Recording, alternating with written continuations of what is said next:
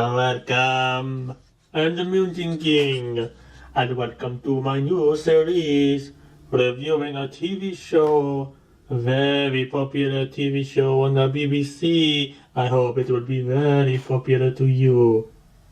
Doctor Who, Series 11, Episode 1, The Woman Who Fell to Earth.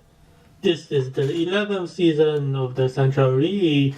We have a new head writer, we have a new doctor, we have new companions, we have a new TARDIS. Somewhere out there. I mean, it's not in this episode, but we will get to that in the next one. The synopsis. In a South Yorkshire city, Ryan Sinclair, Yasmin Khan, and Graham O'Brien are about to have their lives changed forever as a mysterious woman, unable to remember her own name, falls from the night sky. Unlucky number 13. This is the 13th Doctor after all. What horrors lie in wait for you? Okay, the last time we saw the Doctor, he regenerated. Peter Capaldi regenerated into Jodie Whittaker, and the Doctor was a wreck. The TARDIS was a wreck, and Jodie Whittaker, our new Doctor, fell out of the TARDIS for some reason, and so the adventure begins. Except first, this episode begins with a YouTube video by a man who we later noted to be one of the companions called Ryan. He is talking about one of the smartest women he's ever met. I had to note that his video got a tremendous 19 views, and he had an impressive 37 subscribers. So clearly many people are interested in his amazing tale to tell you. And I must say that 11 likes is actually pretty good when you consider he only had 19 views. That's a pretty good ratio, I would say. So he eventually... he's 19 years old and he can't ride a bike. His nan is trying to help him with her second husband. That's a very important characteristic of this old man, that he is the second husband. I'm not sure exactly why that is important, but I just want to let you know that it is. So he eventually... Ryan throws his bike off this cliff in frustration, and then they decide to sit right on the edge of this cliff for no reason at all, despite the fact this boy has coordination problems and that it would be extremely dangerous even for somebody who did not. Then these very supportive figures decide to leave him to retrieve his bike on his own while they go off and catch a train. And whilst looking for it, he touches some lovely golden light, which disappears, and then a giant blue turnip appears. He calls the police, and this is where we are introduced to another companion, Police Officer Khan, who is frustrated with her job, not putting her through enough, not pushing her. So she gets this assigned to the blue turnip. They recognize each other from school, but he is a warehouse worker and hates his job, so he is very embarrassed to you about that, but he wants to be a mechanic. Meanwhile, his nan and the old man Graham are having trouble on the train. It has stopped and people are running off, but for some reason they can't get out. And something comes onto the train. Somebody I was with quite rightly pointed out that this thing initially looked like a Dementor from Harry Potter, and there was certainly that sort of atmosphere around it. However, it just turned out to be a giant ball of electricity or something. And this is where the Doctor comes crashing through the ceiling. I have no explanation why she didn't die from that fall. Is it because he's already regenerating? But anyway, made her seem a bit like Superman in the instance, or Wonder Woman, take your pick. Regardless, it was all a bit convenient that he just happened to land exactly where some creepy alien electricity ball was attacking people on the train, and which plunges her straight into her next adventure and next companions. Anyway, she manages to get rid of it somehow. It was all a bit awkward, a bit of fumbling, hobbling around. And then she manages to convince Officer Khan not to report this incident because no one would believe her, apparently. And then when Khan suggests they need to look at CCTV, the doctor asks, "Why do you need to look at CCTV when we all saw it?" And there's no point reporting it because nobody will believe what she saw. "Well, that's why you show them the CCTV, you dummy. This is what she was saying. Look for the CCTV. But because the doctor says that they need to find out what it was, where it came from, etc., this Officer Khan amazingly just goes with it. Even though there's a dead person, a dead driver, she doesn't report it. And I don't think this train is ever brought up again. We don't see this reported on the news or anything, and we never get told that she ever actually does report it at any point. So is that dead driver and that dead train still there to this very day? Or did some people just come along and find them anyway? I imagine they must have. And besides, isn't investigating unusual criminal circumstances the job of the police? This part made no sense. Isn't it the job of the police to discover the culprits of a crime, what they're intending to do, whatever schemes they might be up to? No, let's just trust this woman who randomly fell from the sky and we know nothing about whatsoever. An odd remark I found was from this old guy. I think it was him who said there is no such thing as aliens. And I'm thinking, how could he not believe in aliens? Earth has been attacked very publicly multiple times by aliens. Is this literally a reboot of Doctor Who, or am I missing something here? What about the Slitheen, the Daleks, the Sycorax? Are these all just urban myths to these country folk? Do they not own televisions? Do they not have Wi-Fi? Somebody explain to you.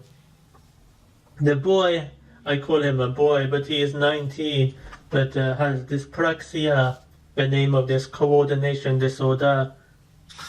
I'm not sure what the purpose of this actually is in terms of the story, why this was a crucial characteristic, but yeah, he has this. That's why he had trouble riding the bike at the beginning. Anyway, they go to investigate the turnips some more, but find it missing. It was somehow taken by this guy, and it was not exactly explained how he managed to move this giant turnip. But the reason why he wanted it, we find out later, is that his sister went missing. She was taken by the aliens, and he wanted to know where she is. And he has been tracking stuff, so he has been able to work out when they next arrive, and then he took his opportunity with both hands, it seems. So the doctor says she never goes anywhere with just initials. Well, clearly she's forgotten about UNIT. I don't remember what happened to that organization, UNIT. They investigate alien stuff. Did they get disbanded at some point? I can't recall. But anyway, she decides to stick her finger up her nose in order to do something that I can't remember. I'm sure it was very unimportant. But I feel this was desperation. I felt it. I mean, having your doctor stick their finger up their nose is stooping quite low. Possibly the lowest I've ever witnessed. Silly, unnecessary, juvenile, and just a bit awkward to me. And has Khan reported that dead man yet? Anyway, the turnip cracks open and the predator comes out. That was my initial thought. They looked like the Predator, and that's pretty much what he turns out to be, actually. The guy gets immediately killed, so he was a bit pointless. It's a shame he didn't even use his crowbar. He clearly thought might have been some use in that situation. And this is why he should have live streamed. He had a camera pointed at the turnip, but if it was live streamed, they would have witnessed the alien. But I think he just had it on record. How unfortunate for him. Either way, he is dead, I suppose. Anyway, the Doctor manages to create her very own sonic screwdriver from this abandoned warehouse. And it just wasn't very believable to me that she would be able to create this amazing, technologically advanced device with all the materials that would be in this warehouse at the exact moment in time. And it doesn't look very impressive anyway. It's just sort of grey and dull. I don't think it matches her character, or her look, or her innocent sort of quirky personality either. What happened to the other screwdriver anyway? Did it fall out of the TARDIS? Maybe someone else has got a hold of it. Would be interesting to discover that story. Has the Doctor made a screwdriver before? Can't remember how he got the new ones in the previous times. I think a different Doctor, it would have been better suited. I could imagine the War Doctor with something like that. She described the screwdriver as like a Swiss Army knife, except not a knife. Only idiots carry knives. So some obvious commentary there with all of the stabbings going on in London recently. And yes, it is distracting. Later they find out that they all had these DNA bombs put inside them, which you can tell quite clearly from the glowy marks on their collarbone. My first thought was, when did they get these bombs put inside them? When we didn't even see any physical interaction between them and the alien coiled wire ball. And the guy even asks, but Bradley's character quickly interjects, brushing this question away. Never mind that, he says. So that was very convenient of him, because now they don't have to give us an explanation. But another unexplainable fate happens just after this. She reformats the guy's phone. Reformat having quite a crazy definition. Presumably in punishment for daring to question the plot, and in doing so it erases everything on the phone, it appears. So the Doctor is by far the biggest villain in this episode we've seen. One does not merely erase somebody's phone data, it is very unconscionable behavior. I don't know what she did, how she did it, but all it takes to reformat the phone and make it track the whereabouts of the purple alien turnip is for the Doctor to just tap it with her finger, and like magic it is transformed. Again, pretty unbelievable. Are they even trying to make it look convincing? I don't think so.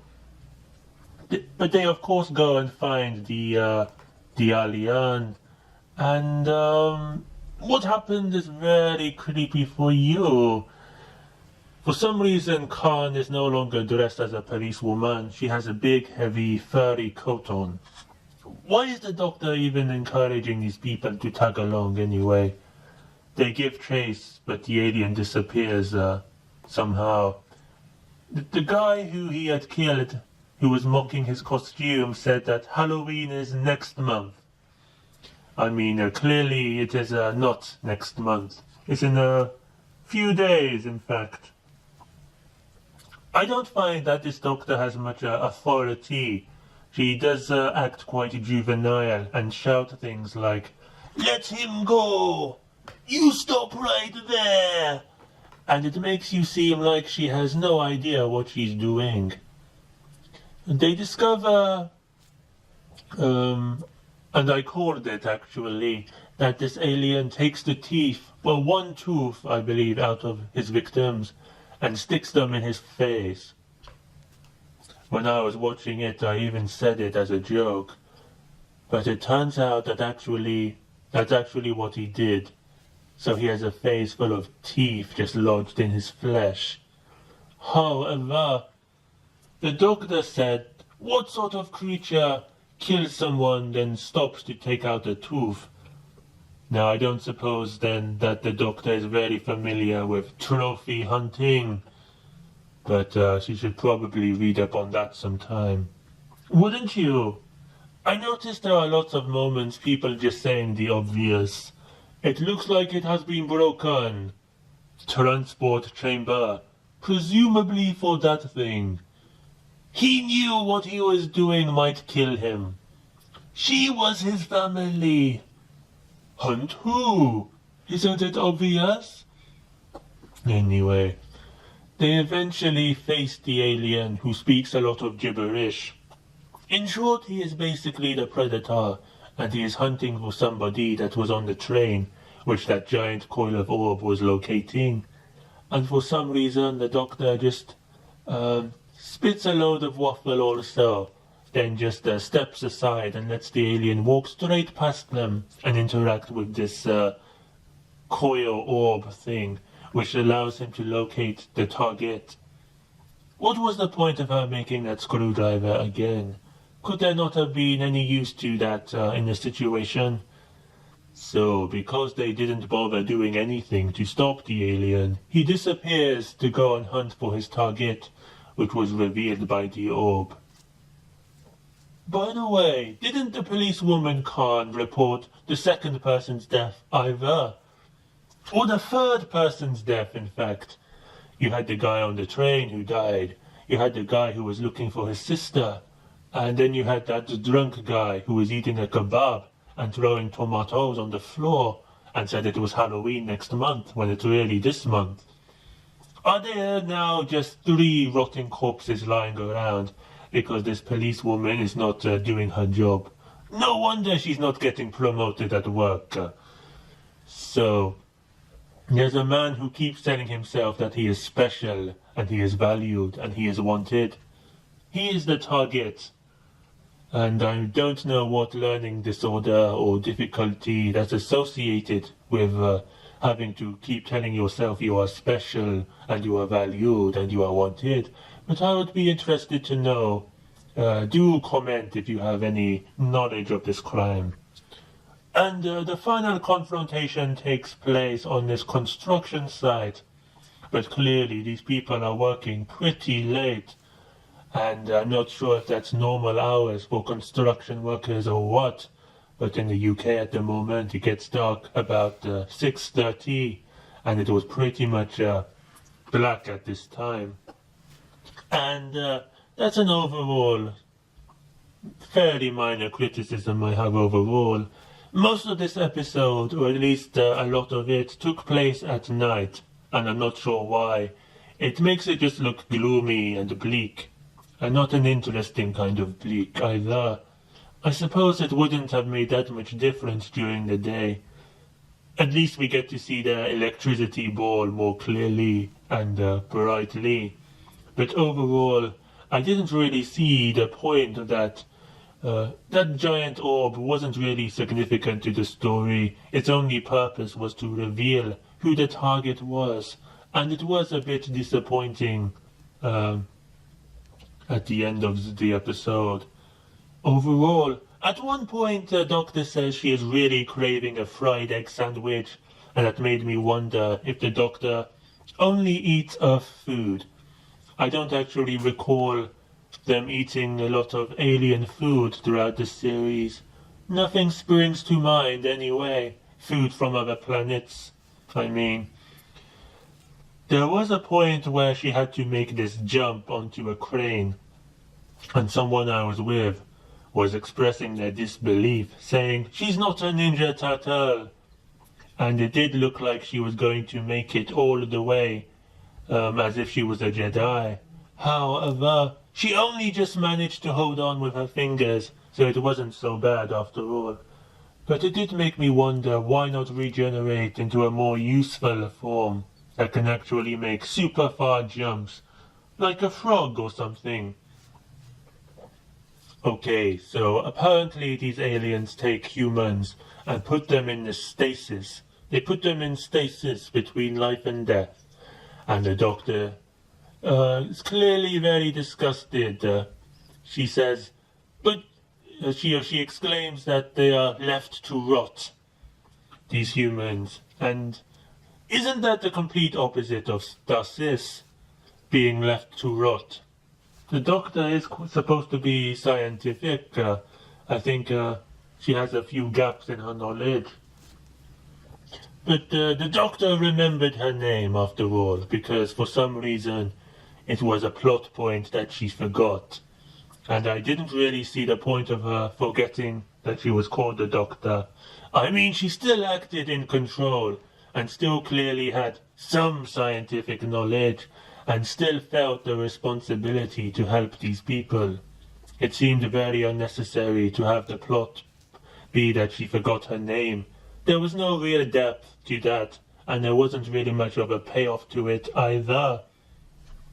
Except this one speech she gives in this final face-off, during which she says, and the major point of it was, we can evolve while still staying true to who we are. And this speech just felt very forced to me. It didn't make sense in the context, because she was saying it to this alien when he was threatening to blow up the DNA bombs, as opposed to just doing something else terrible or so. So it didn't make any sense. The only purpose was to shoehorn that in somewhere, a wink or a stab, whichever way you see it, at the audience, in order to acknowledge that they now have a female doctor. So it did feel very forced and out of place. But I suppose to their credit, they didn't actually bring it up much through the episode, except when she first appeared and she asked why they were referring to her as a lady, because she somehow forgot. So it wasn't a complete farce. I imagine they might have completely gone overboard with jokes and banter about her being a woman. And I'm not sure if that's actually entirely the right approach. I mean, they seem to have just swept it under the rug, the way they did it. But I can see how the alternative would have gotten tiring pretty quickly. Anyway, during this, the two young companions weren't really doing anything. They had just been operating a crane. The two old companions people, they were trying to stop the giant electric orb from doing whatever it was doing. I couldn't really tell. It didn't seem to be doing anything, actually. I'm not sure what its purpose was at that moment. It was just sort of there. But anyway, they win, of course. And I'm not sure exactly if it was resolved permanently. I'm not sure what was stopping them returning in future, the aliens. But there was quite an emotional scene at the end, and I think Bradley Walsh's character, the old guy, played it very well. He is a very famous presenter in the UK, but he was an actor before that, I believe. I think he did great. My favourite of the companions, and even the doctor herself, I would say. The other male companion, I think, was good also. The female companion was fine, but I would say she's my least favorite. The doctor got some new clothes from what looks like a charity shop. I think it literally was a charity shop. She found them, and it's not very impressive. We saw from the previews already what her costume looked like. It looked like something from CBeebies, which is a young children's channel in the UK. Very fascinating to me. I think that was the feeling overall. People just running around, clueless. People just stating the obvious. People yelling things like juveniles. The juvenile acting. It felt more like a kid's daytime TV show. Like the Sarah Jane Adventures, perhaps. but that might be an insult to them. But the Sarah Jane Adventures was a Doctor Who spin-off on the children's channel. And the story wasn't interesting either. The villain was bland, not interesting. The only memorable thing about him was that he had teeth stuck on his face, and even that wasn't very impressive. The Doctor, I found, mainly just awkward. Now, I will admit that it is always awkward when there's a new Doctor. I wasn't a fan of Peter Capaldi's first episode. I had no idea what he was saying most of it. It was like he was a muttering dementia patient. I had no clue what was going on. Something about a dinosaur. But by the end of him, I really enjoyed his version of the Doctor, and I think he left too early, just as I was getting into him. Matt Smith's first episode, I don't even remember, but I must have watched it surely. But again, you get used to seeing the same person every week. Their mannerisms, their face, the way they express themselves. I may become a fan of this Doctor in future, who can tell you, but at the moment I'm not very impressed overall. David Tennant's first episode I do remember fondly, and that is one that I enjoyed. I believe it was the Christmas special. Wasn't it the first Christmas special ever? The one with the Sycorax. Far greater than either Peter Capaldi's or Jodie Whittaker's first episode. I haven't seen the first episode of the 9th Doctor for a long time, but I remember the villains were these dummies, like you see in clothes shops. Mannequins, you call them. So quite bland villains again, but I'm tempted to say that was a better introduction than this also, in terms of the story, but I don't recall there being much there either. I think this might have more depth in terms of the various companions, which I suppose you would want from your first time meeting them. But still, I feel like David Tennant was the only person to get a memorable villain in his first episode. A good start for him. But time will tell you how things will unfold. At the end of the episode, the Doctor tries transporting herself to the TARDIS, but ends up transporting all three of them into outer space. And this reminded me of Princess Leia in The Last Jedi, just stuck there, motionless, not knowing what has become of you. And I thought it was what looked like the faint outline of the TARDIS next to them, but I'm not so sure now, given that in episode after this, the TARDIS was on some planet, so very mysterious to me. Oh yeah, that boy also made a video at the end on YouTube. The pointless but harmless twist that he was actually talking about the Doctor.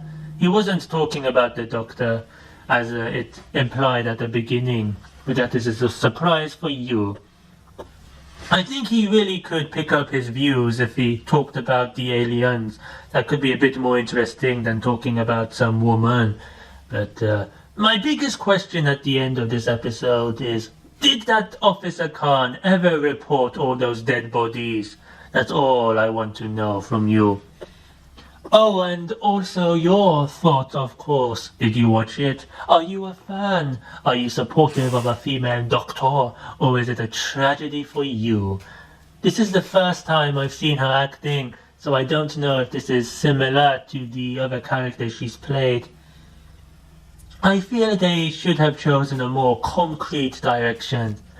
She forgets that she is the Doctor, but then acts pretty much more or less just like the Doctor, except much less authoritative and more wide-eyed, and sticking her fingers up her nose, of course. So what was the point? Either make her forget, make it a complex, self-reflective plot point of discovery, or just don't bother with it at all. I would be fine with the innocent, quirky portrayal of the Doctor, but maybe it's just the way that is being handled right now. I can't quite admire it just yet, but her acting is pretty redundant, of course, if you are against the female Doctor to begin with. She could be the greatest actor and deliver the greatest performance, but that wouldn't mean anything if you are against the very idea of changing the gender. Were you impressed? Tell me your thoughts. Show me your crimes. And remember that we never got to see the Doctor walking through the woods and open the TARDIS door like we saw in the preview, even though the woods look like the same woods that we saw in this episode. But other than that, remember, jump on the subscribe button if you would like to eat the cheese. Oh well, my Munchins, take care. My Munchins. Ah!